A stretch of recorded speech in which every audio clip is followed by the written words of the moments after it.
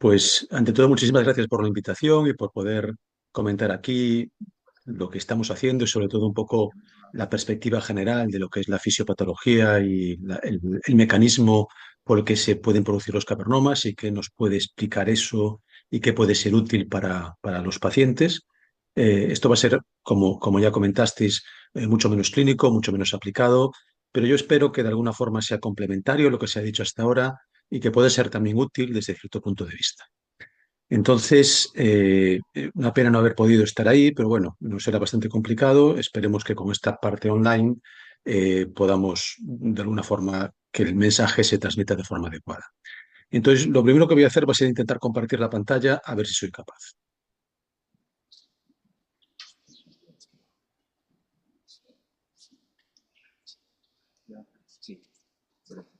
Vale, entonces ahora hago así y yo espero que se vea bien. No sé si estáis de acuerdo Sí, en sí, que sí se ve, se se ve, escucha ¿no? y se ve bien la Vale, de presentación. acuerdo. Entonces, vamos a intentar un poco empezar la parte en donde estamos intentando explicar cuál es la razón por la que de vez en cuando una parte del sistema vascular se comporta de forma normal y forma esas malformaciones vasculares, que son los cavernomas, en vez de formar vasos sanguíneos normales. Y eso tiene que ver sobre todo con lo que es el... Vamos a ver si soy capaz de ver esto aquí. No.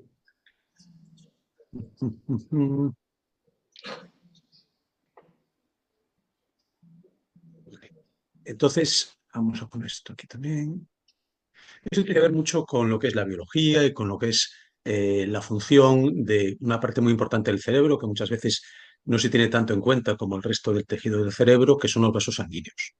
Entonces, dentro de los vasos sanguíneos, eh, y yo creo que esto ya se comentó antes, los cavernomas se producen sobre todo en la parte capilar, que es la que está más en contacto con el tejido, y allí donde se produce realmente lo que es importante desde el punto de vista del sistema cardiovascular, que es el que el oxígeno pase al tejido, el CO2 pase del tejido a la sangre, y se produce ese intercambio de sustancias que tan importante es y que es la razón de ser de toda la sangre, de todo el corazón y de todo esto. Entonces, los cavernomas se producen en estos capilares y a veces también en las vérulas postcapilares, pero bueno, sobre todo en los capilares. Y vamos a empezar por cómo son los capilares normalmente. Y esto es un poco de deformación profesional porque yo soy de fisiología y por tanto siempre me gusta empezar por ahí. Entonces, lo que tenemos en un capilar, que tenemos aquí a la izquierda, un capilar normal, es que tiene una estructura muy simple en donde hay una serie de células, que son las células endoteliales, que forman un poco la barrera que hay entre la sangre que está dentro del capilar y el tejido que está fuera del capilar. Y entre célula y célula hay unos espacios por los que pasan una cantidad de sustancias que son las que tienen que pasar para que el capilar haga su función. En el caso de los capilares cerebrales, la cosa es un poco más complicada. También hay endotelio. Dentro del endotelio, entre endotelio y endotelio, o entre célula y célula, también hay un espacio, pero el espacio es mucho más pequeño y mucho más regulado de lo que es en el otro caso. Y de hecho, no pasan tantas sustancias como pasa en el caso de los capilares normales. Y esto es una de las cosas que de hecho está alterada en los cavernomas. Por fuera de ellos hay lo que se llaman los pericitos, que son unas células que están justo encima de las células endoteliales, y luego hay más cosas que no vamos a hablar más de ellas, con lo cual tampoco vienen muy a cuento. ¿Qué es lo que pasa cuando tú tienes un caverno? Pues que estas células endoteliales se comportan de forma normal.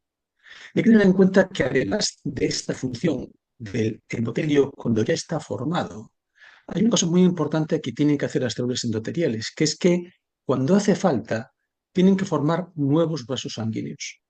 Y eso significa dividirse de una célula, conseguir dos, cuatro, ocho o las que sean, y que después esas células se pongan donde tienen que ponerse para formar un tubo.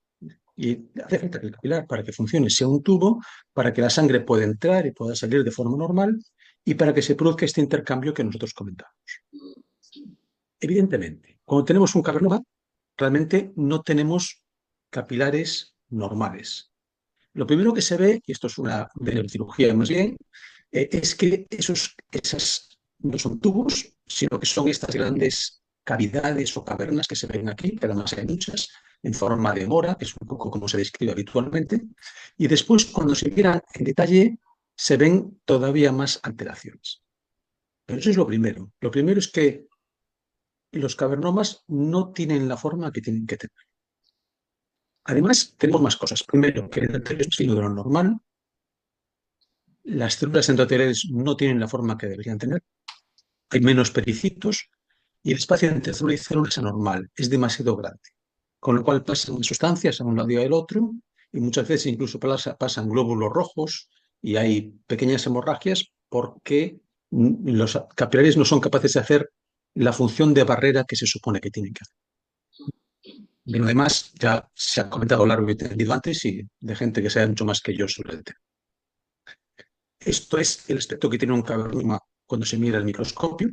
Y lo que se ve es que efectivamente para nada hay tubos perfectamente hechos aquí, sino que eh, es completamente anormal lo que es la morfología, la forma de ellos. Las células endoteliales no se ven aquí muy bien, pero no son tampoco normales. Tampoco hay muchos perecitos. Si vamos a lo que es un esquema donde se ven las cosas mejor, podemos comparar cómo es un capilar normal y cómo es un capilar de los cavernomas.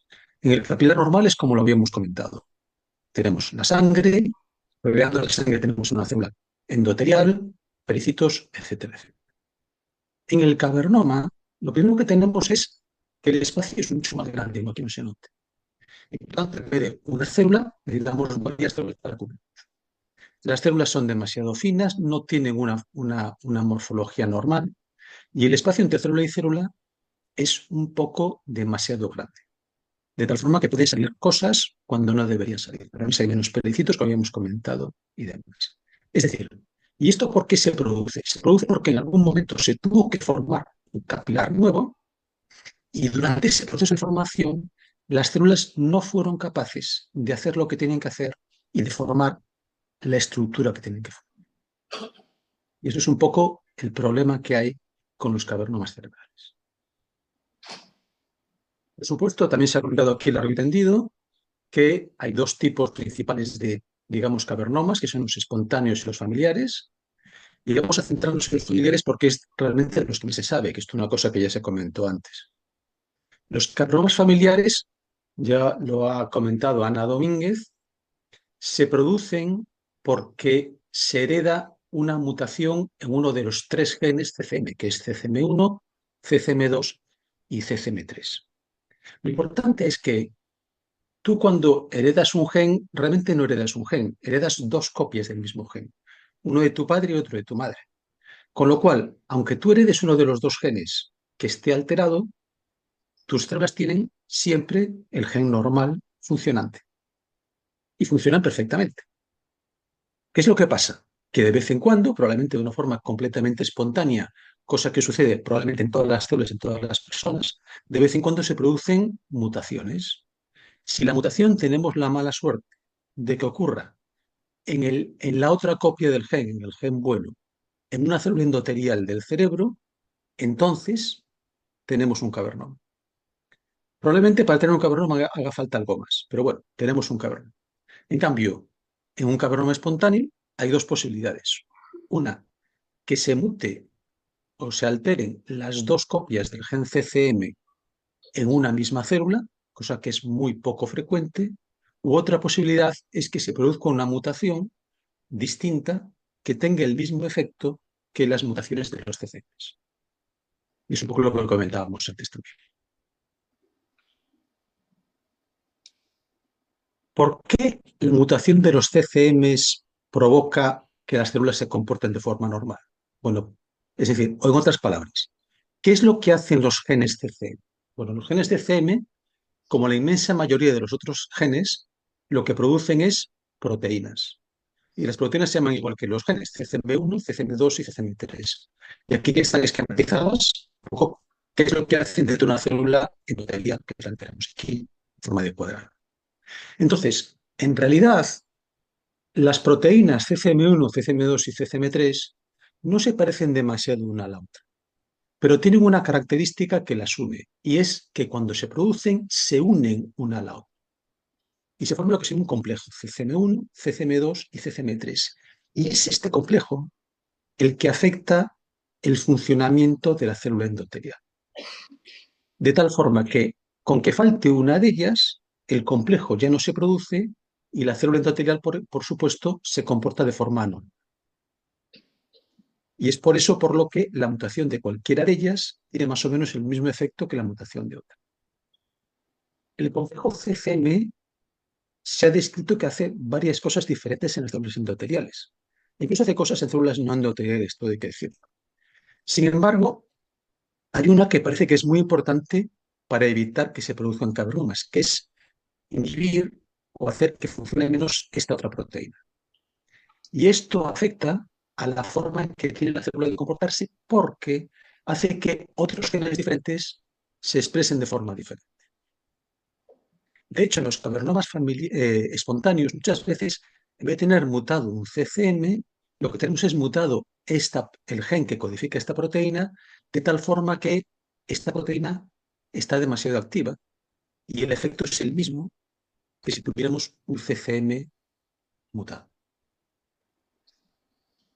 ¿Qué efectos tiene todo esto? Bueno, pues primero, como se regula la expresión de otros genes, lo primero que hace es afectar cómo se une una célula endotelial a las otras células endoteliales. Por eso, cuando tenemos un cavernoma, la unión célula-célula es distinta que cuando no la tenemos. En segundo lugar, cambia la forma de las células. Y en tercer lugar, y esto nos parece interesante a nosotros, regula el movimiento de las células, cosa que probablemente es muy importante cuando se forman nuevos vasos sanguíneos. Si la célula no va donde tiene que ir y se quedan todas juntas, entonces probablemente eso influya en que se forme un caverno. ¿Cómo hacemos nosotros para estudiar cavernomas? Entonces, hay varias formas de hacerlo. Nosotros lo que hacemos es utilizar modelos experimentales, que son un posible modelo experimental, y yo creo que Luisa Botella va a comentar otro modelo experimental que ella utiliza, que es complementario a este que usamos nosotros.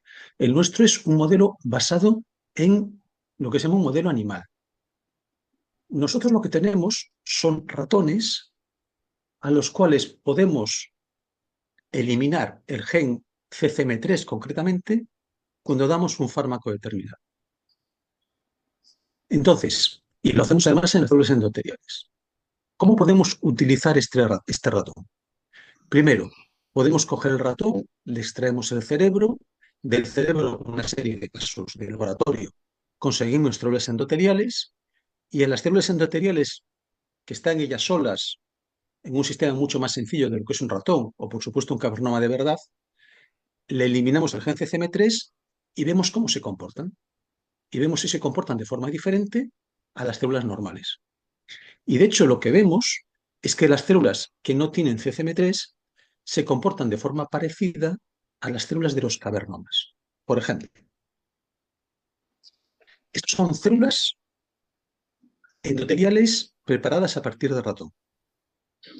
Si nos fijamos en esta parte de aquí, no sé si se ve claramente ahí, pero hay dos colores. Hay un color azul y un color verde.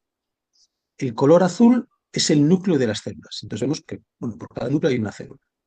Y lo que vemos en verde es una proteína de la membrana de las células que se supone que tiene que estar uniéndose a las células de al lado y haciendo un poco esa barrera que tiene que formar el endotelio.